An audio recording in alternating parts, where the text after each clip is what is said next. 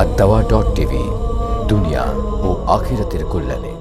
তাহাজ্জুদের সালাত আমরা জানি যে 8 রাকাত, যদি এটা 8 রাকাত নির্ধারিত না, জি আমরা কি তাহিয়াতুল ওযুটার কি ওটার মধ্যে হবে 8 কিনা রাকাতের মধ্যে না তার বাইরে? একটু জি বুঝিয়ে বলতেন।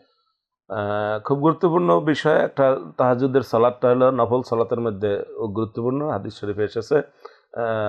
সালাত আফজালুস সালাতে বাদাল ফারিদাতে সালাতুল লাইল জি যে ফরজ নামাজের পরে রাত্রের নামাজটা হলো গুরুত্বপূর্ণ নামাজ যেটা রাসূলুল্লাহ সাল্লাল্লাহু আলাইহি ওয়াসাল্লাম অনেক করেছেন মুসলিম শরীফে হাদিসে এসেছে জি তো তাহাজ্জুদের নামাজ সাধারণত রাসূলুল্লাহ সাল্লাল্লাহু আলাইহি ওয়াসাল্লাম 8 রাকাত পড়তেন এবং সেই 8 রাকাত এত লম্বা এত সুন্দর আম্মাজান আয়েশা রাদিয়াল্লাহু তাআলা আনহা বলছেন জি ফালা তাসআলনি আন হুসনিহা ওয়া তুলিহা তুমি আমাকে এটার সৌন্দর্য এটার মানে লম্বা মানে এত বিনয়ের সাথে তিনি এটার পড়তেন মজাটা আমাকে এটার মজা প্রশ্ন করো করো না যে সেটা আমি ভাষায় বলতে পারতেছি না না। তো এভাবে তাহাজ্জুদের নামাজটা খুব লম্বা পড়াই স্বাভাবিক এবং সময় মতো পড়লে 8 রাকাত পড়বেন আর যদি তিনি সময় না পান তাহলে 2 রাকাত পড়লেও তাহাজ্জুদ